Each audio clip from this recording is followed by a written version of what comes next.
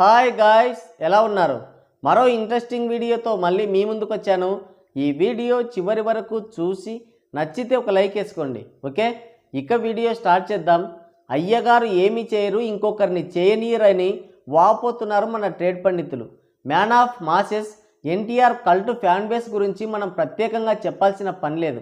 కెరియర్లో కొన్ని ఒడిదుడుకులు వచ్చినా ఇంకా మాస్లో తిరుగులేని స్టార్డం ప్రదర్శిస్తున్నాడంటే అదే కారణం. వరుస విజయాలతో బ్లాక్ బస్టర్ విజయాలు నమోదు చేసి RRR మూవీతో ప్యాన్ ఇండియా మార్కెట్లో తన ప్రతిభని చాటుకున్నాడు. ఆ సినిమాతో ప్యాన్ ఇండియా స్థాయిలో క్రేజ్, మార్కెట్, విపరీతమైన ఫ్యాన్ ఫాలోయింగ్ సంపాదించుకున్నాడు. కొమురం భీం పాత్రలో ఇండియన్ సినీ ఇండస్ట్రీ పైన బలమైన ముద్ర వేశాడు. మల్టీస్టారర్ మూవీ అయిన రాజమౌళి లాంటి ప్యాన్ ఇండియా క్రేజ్ ఉన్న డైరెక్టర్తో వర్క్ చేసిన తన యాక్టింగ్తో ఆడియన్స్ని మెస్మరైజ్ చేశాడు. తనకంటూ ఒక ప్రత్యేకమైన గుర్తింపుని సంపాదించుకున్నాడు. అయితే ఎన్టీఆర్ స్టార్డమ్ని జీర్ణించుకోలేక అన్నయ్యకి ఫ్యాన్స్ లేరు కదా, మెగా ఫ్యాన్స్ ఎన్టీఆర్ని సైడ్ హీరోని, సెకండ్ హీరోని ట్రోల్ చేసి ఆనంద డోలికల్లో ఊగిపోయారు. చెన్నమన్నయ్యని లేపడానికి ఎన్టీఆర్ని తక్కువ చేశారు. అదలా ఉండగానే ఎన్టీఆర్ దేవర మూవీని లైన్లో పెట్టాడు. 4 బ్లాక్ బస్టర్ మూవీస్ ఇచ్చిన డైరెక్టర్ని ఆచార్య మూవీతో శంకరగిరి మాన్యాలు పట్టించారు చిరంజీవి, శరణమన్నయ్య.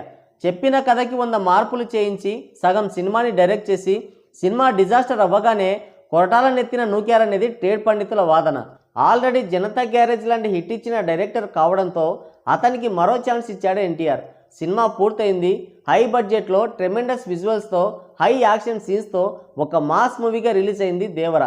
ఆచార్య మూవీతో శరణమన్నయ్యకి దిమ్మ తిరిగి బొమ్మ కనపడింది.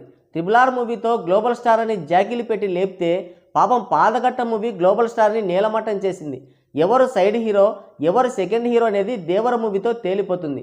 దాంతో ఆచార్య మూవీ ఫ్లాప్ అయింది కాబట్టి దేవరని కూడా ఫ్లాప్ చేస్తే సమన్ చేయవచ్చని దేవర మూవీని టార్గెట్ చేశారు. Teaser, trailer, songs, promotions, pre release event ఇలా ప్రతిదాన్ని నెగిటివ్గా తీసుకెళ్లారు జనాల్లోకి.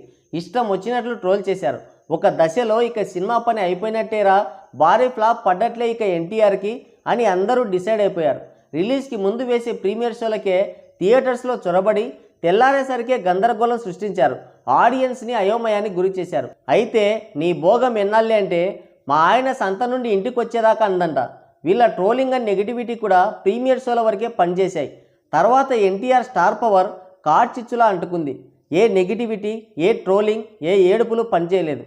యంగ్ టైగర్ అనే పేరుకి తగ్గట్టు బాక్సాఫీస్ పైన గర్జన చేశాడు.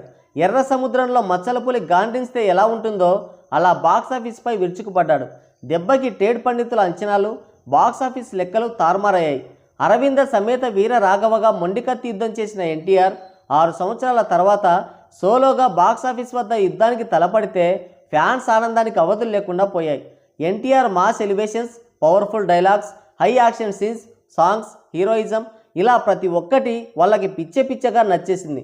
దాంతో జాతర చేసుకున్నారు థియేటర్స్లో. రిపీట్స్ మీద రిపీట్స్ పడ్డాయి. సినిమా సక్సెస్లో సగ భాగం క్రెడిట్ వాళ్ళదే. ఫ్యాన్స్ తర్వాత ఫ్యామిలీ ఆడియన్స్ థియేటర్స్ పైన దండయాత్ర చేశారు. ట్రాక్టర్లు, ఆటోల్లో వచ్చి పిల్లలు, మహిళలు థియేటర్స్కి పోటెత్తారు. దాంతో నెవర్ బిఫోర్ జాతర జరిగింది దేవర విషయంలో. అన్ఎక్స్పెక్టెడ్ కలెక్షన్స్ వరద పారింది బాక్సాఫీస్ వద్ద. రిలీజ్ అయిన ప్రతి చోట కనకవర్షం కురిపించాడు దేవర. ఆ బాక్సాఫీస్ రన్ని, కలెక్షన్స్ని చూసి ట్రేడ్ బిత్తరపోయింది. అనేక రికార్డులు దేవర పేరిట నమోదయ్యాయి. తీవ్రమైన నెగిటివిటీలో, విపరీతమైన ట్రోలింగ్ మధ్య రిలీజ్ అయిన దేవర ఎక్సలెంట్ రన్తో, కళ్ళు చెదిరే కలెక్షన్స్తో, చరిత్రని తిరగరాసే రికార్డులతో విజయ దుందుబి మోగించింది. టాలీవుడ్ మూవీస్లో one of the best, highest top grosser సినిమాల లిస్టులో చేరింది దేవర.